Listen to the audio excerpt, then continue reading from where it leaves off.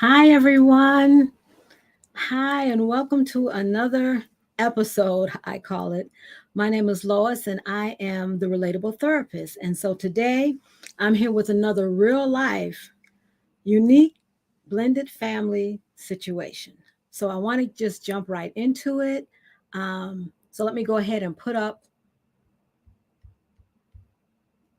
the paper so we can see what it is we're looking at. Okay, so this one is called Life Turned Upside Down. And so it says, the person wrote, I have an extremely happy marriage of 11 years. Our lives were just about perfect. And then my husband found out that he was the father of a girl born 50 years ago. This was a one night stand, and the child's mother gave the baby up for adoption. This biological daughter now has three children of her own. Almost overnight, my husband now has a daughter and three grandchildren. He and his daughter have been exchanging photos, text messages, and phone calls. I know there is a future meeting on the horizon. I am having a very difficult time with this. I feel like everything has been turned upside down.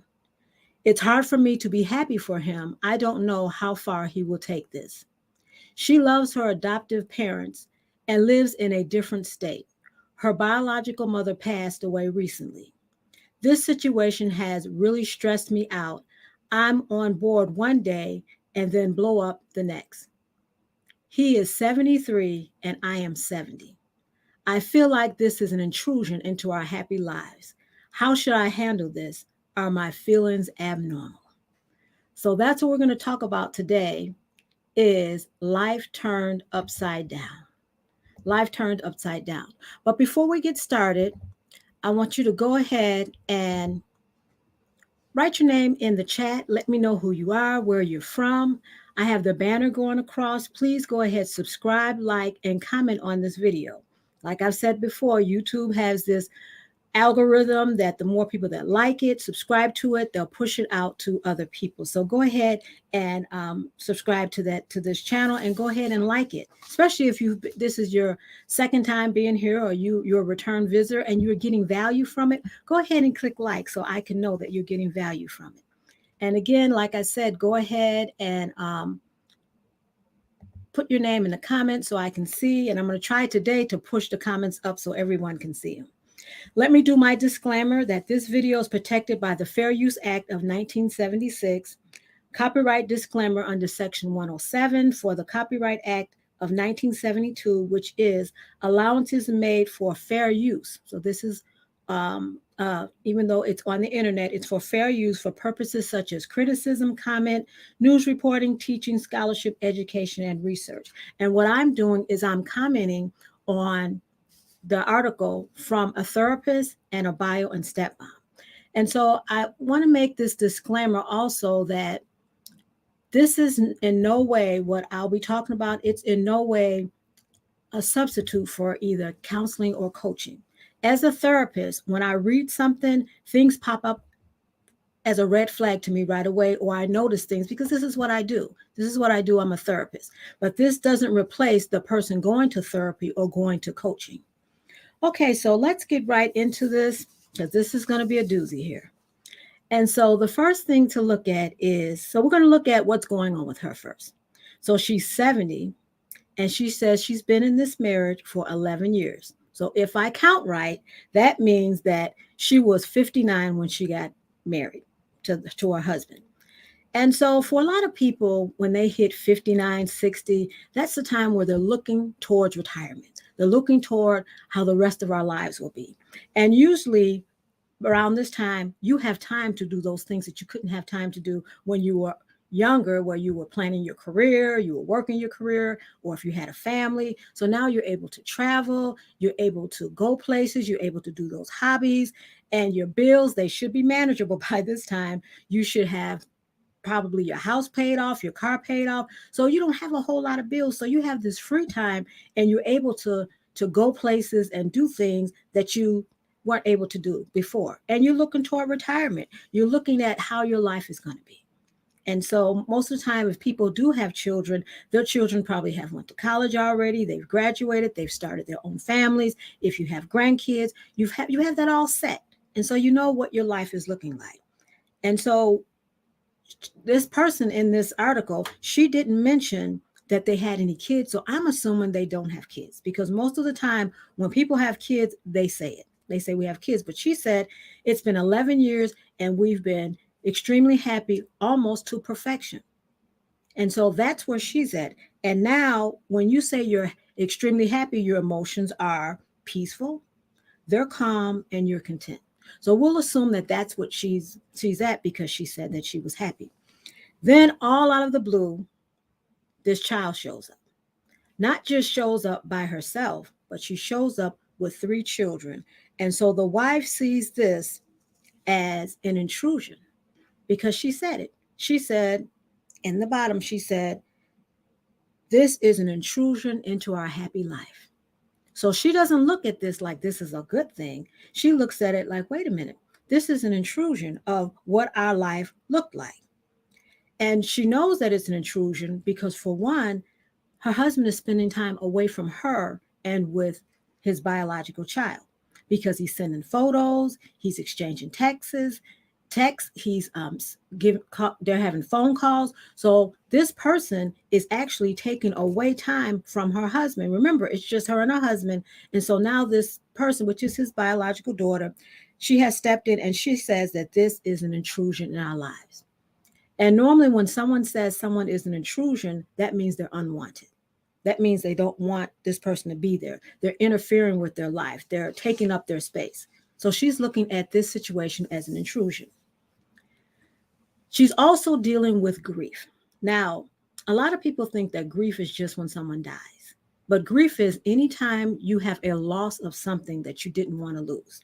And in this case, she has a loss of the relationship, the life that she had planned, because she planned this life out that it was going to be her and her husband. And now all of a sudden they have this daughter. And I'm going to just make some assumptions because if she was 59 or 60 when 59 years old when she got married, she probably looked for somebody that met the lifestyle that she wanted. He didn't have any kids, so that's probably the lifestyle that she wanted. She doesn't mention she has any kids because she says overnight he has a daughter and three kids. She didn't say overnight he has more children or he has another child, another daughter. So it sounds like she probably was looking for somebody that didn't have kids. And then she found that person. She's also grieving not only the lifestyle that she had, but she's also grieving because she has no control. She has no control of this situation. She said and I'll put it back up. She said, let's see, let me put it back up. She said at the bottom, she says, I'm having a very difficult time with this. I feel like everything has been turned upside down. That lets me know she feels like she has lost control. She has lost control of what her life was. Now, just think about it. Here she was in control. She knew what to expect day to day. Because, like I said, a lot of times when people get older, especially, remember, she's in her 70s, she knows what each day looks like. She has planned her time. But now, with this child coming here, she has no control of what's going on or what's going to happen. His wife feels that the bio daughter is an intrusion.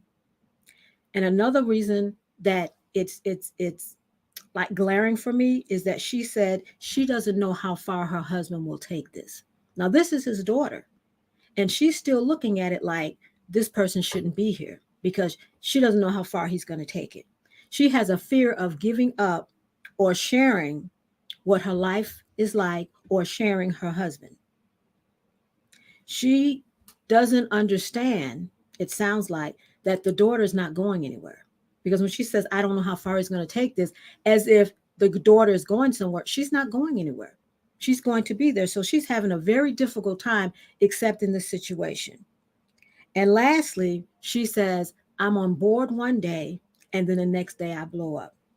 And what this is called, and she says that, is this normal? And this is absolutely normal because this is what people do all the time. And it's called ambivalent. And what it is having two separate contradicting emotions. And I'll give you an example of it. You may say, I need to find a new job, but I don't know. You may need to say, I want to leave my job, but I don't know if I'll find another one. So on one hand, you know I need to go, but on the other hand, I don't want to go because of that uncertainty. And that's what ambivalence is having two different emotions at the same time, contradiction. And she's having that because she says, one moment I'm happy, and then the other moment she's not. She's all for it, and the next day, no, I'm not for it. So she's having this ambivalence about this whole situation, ambivalent feelings. And she feels torn. She feels torn in this situation. So now let's look at him. Let's look at what's going on with her husband. One thing as I read this, I said, hopefully they got a DNA test, because I would hate for them to have to go through all of these extreme emotions and find out the child is not his. Because it didn't say, it just says that he had a one-night stand. The lady had a baby. She gave the baby up for adoption. 50 years later, she found him, and now he has a daughter and 3 children. So I'm hoping that they've had a DNA test, because this will be a lot of extreme emotions to go through, and you don't even know if the child is really yours. So I'm assuming we'll go with that they had a DNA test. And so by his behavior, it looks like he's happy. And the statement she said is, it's hard for me to be happy for him. So it looks like he's happy because of the behavior that he's exhibiting. He's sending texts, he's calling her, he's exchanging photos, and he's trying to establish a connection or a bond. So he's doing that for a reason. He's doing that because he's probably happy about the situation. He may be feeling some grief for what he missed out on his daughter's life. So a lot of times when parents find out that they have a child and they didn't know about it, they think about what I lost. I lost time with my child. I wasn't able to be there. So again, he's dealing with some losses also that he's feeling. Maybe not as extreme as hers, but he's still dealing with losses too. And it sounds like, again, he has no other kids, because she said he woke up and overnight he had a daughter. And so I thought about, even though he's 73, he's a new dad.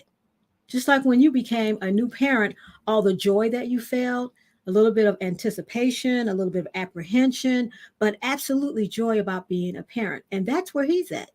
Again, even though he's 73, he's still feeling what new parents feel, that excitement and that joy of being a new parent. And so he's been married 11 years, and he probably knows his wife very well. Like most people that are married, you know their behavior, you know when they're quiet, what that means, you know when they walk out the room, what that means, you know certain words. And so I'm pretty sure he knows his wife, and he probably knows that she doesn't like this. And so he has some ambivalent feelings also, because on the one hand, he's excited. He's excited that, I have this child, he's a new father. But then on the other hand, the feelings is he probably feels sadness because he knows his wife's not happy. He knows that this is not what she signed up for. So he has those ambivalent feelings just like her. And so as I look at this and look at what both of them are dealing with, the bigger issue, a big issue is that they're in their latter years. She's 70 and he's 73. And so when you are older, it takes longer for you to kind of process and to have change, because this is a change. They're going to have to do a change in their life. And when you're older, you get more settled in your ways and you get used to how things are. And now they have to change. They have to change. Their whole life has to change. So moving forward, one of the things I said that needs to happen is that they have to consciously realize that everything has changed. Everything has changed and life will not be as it was before. The wife seems like she still wants to hold on because she's saying, I don't know how long, how far he's going to go with this. I'm just so upset about it. She really wants it to go back to where it used to be, but it's not. And so she has to come to grips and realize that life as she knows it has changed. And as a matter of fact, they're in a blended family. this is a blended family. Even though it did not start out as a blended family, it was just them two. But a blended family happens when there is a child that is not one of the biological parents' child, which is this child is not her biological child, it is his biological child. So it's a blended family. And knowing that it's a blended family, just because she's 70 and he's 73, they still are going to go through all the things that blended families go through. And one of the things that happens in a blended family is it takes 3 to 5 years for the blend to take place. They're later in years, but it's still going to take time because they don't know, first of all, they don't know each other. So it has to take that bond for the father and his daughter, that bond has to happen. The next thing is that the mother, you can see the resistance already, the wife rather, the resistance in being this stepmom, because she just talks about what they're doing, not like we're trying to get to know her. We're going to do this. It's all about what he's doing. So the challenges that happen in a blended family, they're going to go through those same challenges about blending. So that's the first thing, is that they're going to have to understand that things are not the same that they were and that they are in a blended family. The next thing is for the wife to express to her husband how she feels. Because I just got the feeling from the letter, especially when she said, it's hard for me to be happy for him. So maybe she's pretending like she's happy. Maybe she's not showing him how she's really feeling, but he needs to know that so he can be able to validate her feelings. And he's probably guessing it, like I said, because he's been with her 11 years, he knows her, but she needs to articulate that to him and let him know how she's feeling. He needs to do the same thing with her. Again, because he knows she's probably unhappy, he might not be sharing everything he feels because he doesn't want it to appear that I'm so excited and you're so sad, So both of them have to be able to trust each other with their feelings about how they're feeling. And absolutely, they're going to have to get help with this. They're going to have to get help because this is a very unique and challenging situation.